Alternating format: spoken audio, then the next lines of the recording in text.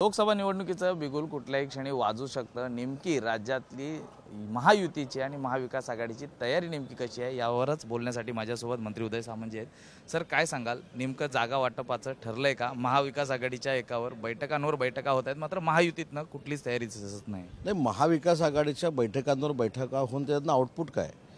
ज्या अलायन्सकडे नरेंद्र मोदी साहेबांच्या विरोधातला उमेदवारच नाही, त्या उमेदवाराचं नावच जाहीर झालं नाही, त्यानं रोज सकाळ दुपार संध्याकाळ बैठका करून उपयोग काय? आमच्याकडे महायुतीचं पंतप्रधान पदाचं नाव हे सगळ्यात मोठं आहे नरेंद्र मोदी साहेब, जे आंतरराष्ट्रीय नेते आहेत। ह्यांच्याकडे जिल्ह्यातले एक तरी नेता दाखवा जो जिल्ह्यात निवडून येऊ शकतो।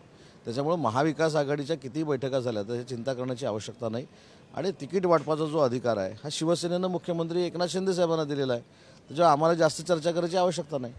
मावळमधली जी जागा आहे त्यावरती भारतीय जनता पार्टीने दावा केलेला आहे। ते म्हणतात महायुतीचा या ठिकाणी उमेदवार आला पाहिजे, त्यामुळे बारणे साहेब हे कुठेतरी कमळाच्या चिन्हावर लढणार का? तर दुसरीकडे शिरूरची जागा ही राष्ट्रवादीला गेल्यामुळे आढळराव नाराज आहेत। ते पण कुठं जागा गेली, कोण, म्हणजे मला काय कळत नाही की जागा शिरूरची गेली आप्पा बारण्यांच्या इथं। मी तुम्हाला आज सांगतो, प्रत्येक पक्षाला प्रत्येकाचा पक्ष वाढवण्याचे अधिकार आहेत, प्रत्येक ठिकाणी दावा करण्याचा अधिकार आहे। परंतु मला जे वाटतं, आप्पा बारण्यांच्या ठिकाणी आप्पा बारणेच निवडणूक लढतील आणि फार मोठ्या मताधिक्याने निवडून येतील। जशी बारामतीच्या लोकसभेची जोरदार चर्चा या ठिकाणी होते आहे, तशीच कल्याण डोंबिवलीच्या जागेची देखील चर्चा होत आहे। विरोधी गट म्हणजेच ठाकरे गटाकडनं असं म्हटलं जातं आहे की यावेळी श्रीकांत शिंदेंना गुलाल लागणार नाही। आपल्याला आठवत असेल की 2 महिन्यापूर्वी मध्य प्रदेश, राजस्थान आणि छत्तीसगडला देखील गुलालाची पोती घेऊन महायुती निवडून येणार नाही अशा आविर्भावामध्ये गुलाल महाराष्ट्रामध्ये आणून ठेवला होता। म्हणजे निवडणूक चालू होती मध्य प्रदेश, राजस्थान आणि छत्तीसगडमध्ये, आणि गुलाल मुंबईमध्ये होता। पण ज्यावेळी निकाल लागला त्यावेळी दुपारी 12 नंतर तो गुलाल आम्हाला विकत घ्यावा लागला। तीच परिस्थिती महाराष्ट्रामध्ये आहे।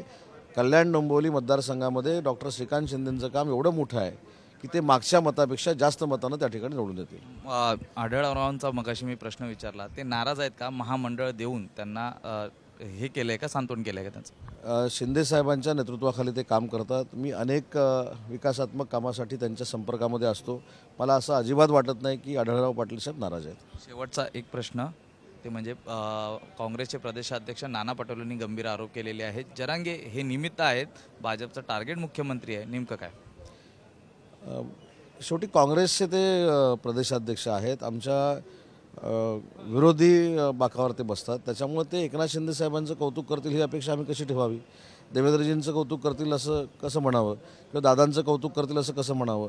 उद्या जर त्यांनी एकनाथ शिंदे साहेबांचं कौतुक केलं तर तुम्हीच हेडलाईन टाकणार की एकनाथ शिंदे साहेबांचं नाना पटोले साहेबांनी कौतुक केलं, ते देखील एकनाथ शिंदे साहेबांच्या संपर्कामध्ये आहे, ही शंका तुम्हीच व्यक्त करणार। मग अशी शंका व्यक्त होऊ नये म्हणून नानांनी केलेलं हे वक्तव्य आहे। एक म्हणजे शिवसेना उभाटाचा एक मोठा नेता आपल्याकडे प्रवेश करणार असल्याची जोरदार चर्चा आहे। लोकसभा निवडणुकीच्या पार्श्वभूमीवर अशा इनकमिंग आम्हाला अजून किती पाहायला मिळतील? नाही, एकच मोठा नेता प्रवेश करणार हे जरा मी थोडं खोडून काढतो। मी मागे देखील सांगितलं होतं की विधान परिषदेतली काही आमदार प्रवेश करतील, त्यांनी तो केलेला आहे। 55 पेक्षा जास्त मुंबईचे नगरसेवक हे एकनाथ शिंदे साहेबांच्या नेतृत्वाखाली सध्या शिवसेनेमध्ये काम करत आहेत।